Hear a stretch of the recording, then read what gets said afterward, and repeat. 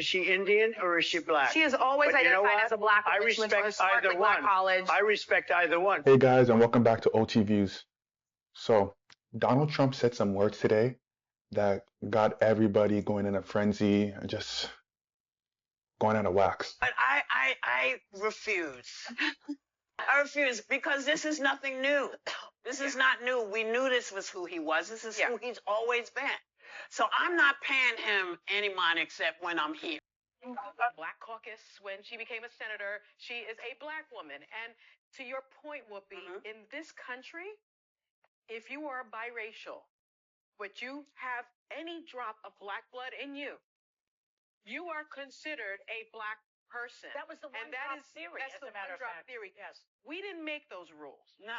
Those rules were made for us.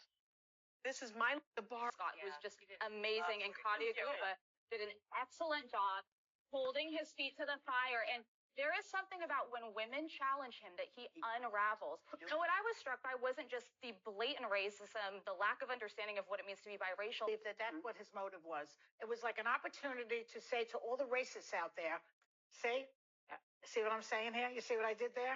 I think that's what his motive was. And he said, or he asked, I should say, is she Indian or is she black? Can you believe he said those words? The most vile words I've ever heard anybody say or even ask. How dare he ask if Kamala Harris is either Indian or black? That's extremely racist of him. So obviously I'm kidding. I don't think it's racist for asking that question. So Donald Trump went on a panel where it's a convention full of black journalists, and he was brought on there to voice his opinion on why black people should vote for him. Now, my personal opinion, I think out of either Kamala or Trump, who you should vote for, I'm going for Trump. I'm not saying he's the greatest candidate, but he's far better than Kamala. Policies are better, and the biggest issue is the migrant issue. All the migrants are being placed in bad economic areas, and yeah, I'm saying bad economic areas, which is where black people live. And the Democratic Party hasn't done nothing about it. Now, Trump has given one answer to that: mass deportation. And the reason why I can relate to this is because I'm from Canada, and we don't have our immigration problems is not as bad as the States, but we do have an immigration problem. And we've seen how it's affected our economy, our houses. So I can kind of relate to what the everyday American is going through when it comes to mass immigration. But to this video, Donald Trump he goes into the video and he's asked a couple questions.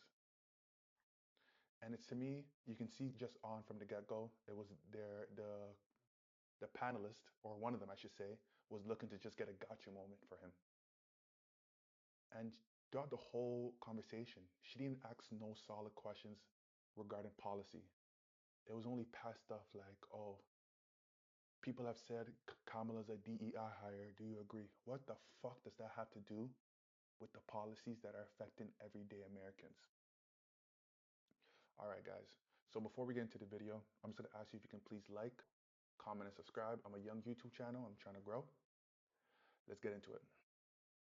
A lot said by the Republican presidential candidate Donald Trump at this convention held by the National Association of Black Journalists last night that had all sorts of reactions from the crowd. There were audible gasps, deep groans, laughter, a smattering of applause, really all over the map here. But it seemed like there was a lot of shock in terms of what Trump had to say. A few interactions related to questions around his past racist rhetoric and some of his ongoing policies.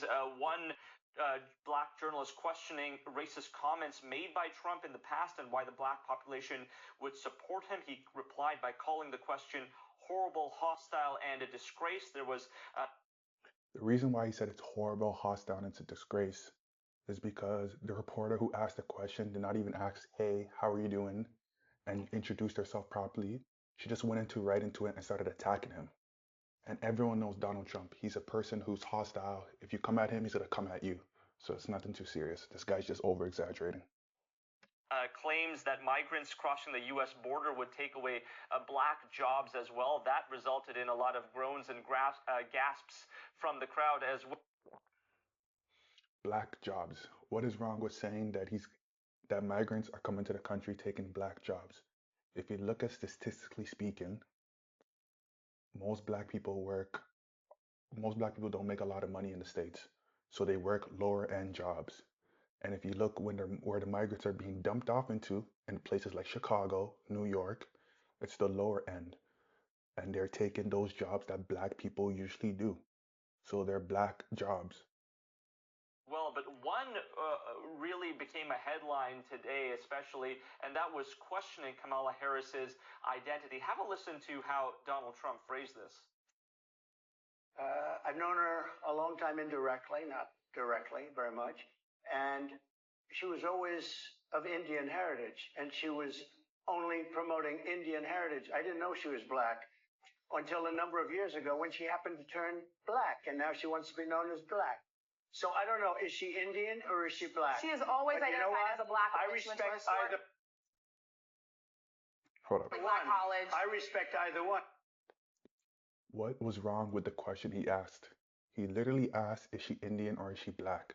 Because if you do look at Kamala's record in the past, she's only talked about her Indian culture. She hasn't talked much about her black culture.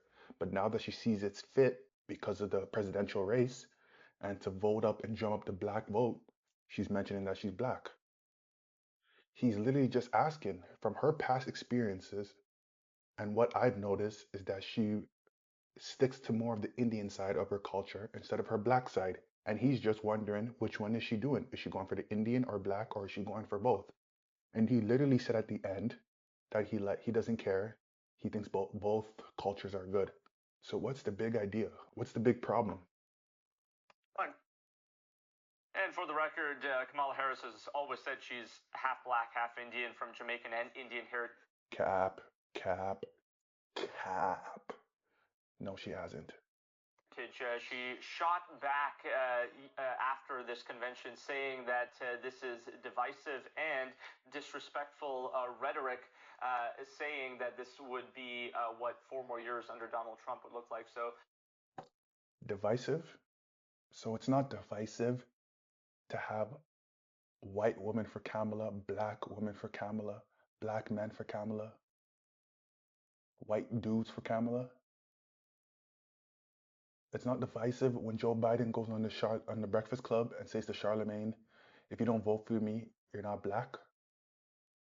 It's not divisive when he said Mitt Romney would put black people all back in chains. It's not divisive when she called young people stupid. Come on, man. Come on.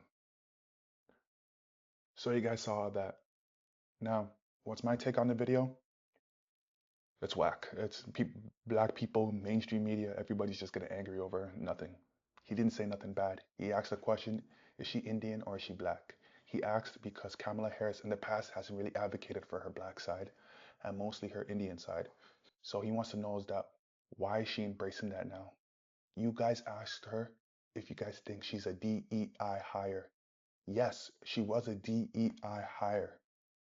Joe Biden picked her because she was black. Because she's not very competent.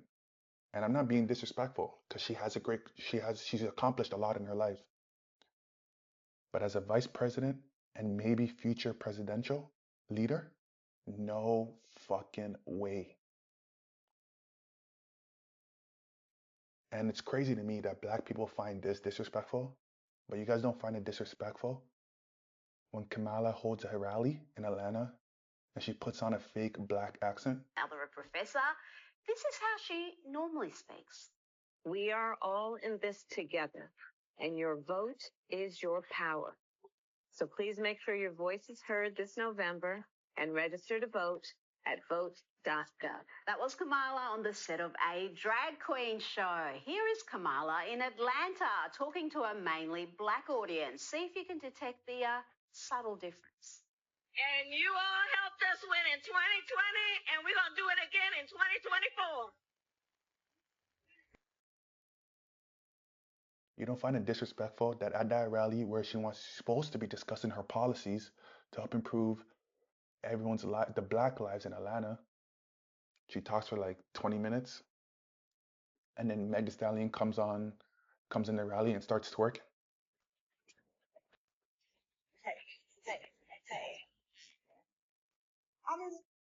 I don't know, man. If that was me and I went there and I saw that, I'll be like, what the hell is going on? I came here to talk about your policies. I didn't come here to see Meg twerk. I can do that at home on a couch. Black people, you guys need to start waking up. The Democratic Party does not respect you guys. I'm not saying the Conservative Party respects you, but at least they don't lie to you guys' faces and say they respect you or they care for you. The mainstream media is just blowing this shit out of proportion because Kamala's policy, she has no policies. She's not running on anything. They just know that we need to rile up people's emotions and get them to hate Trump. And my thing is, you guys, question her about her policies, because I've said this before and I'll say it again. She is just an Indian black woman version of Justin Trudeau. And I'm living in Canada right now, and I can tell you that what he's done to Canada is he's messed up the country. That's all I'm going to say. She's just as radical as him, and she's not going to focus on anything to fix the economy. And if the economy isn't good, you know who does bad? Black people. So that's just a little food for thought to think about. Well, until next time, please like, comment, and subscribe. I'm going to be putting out videos more and more often. Thank you and have a good day, man.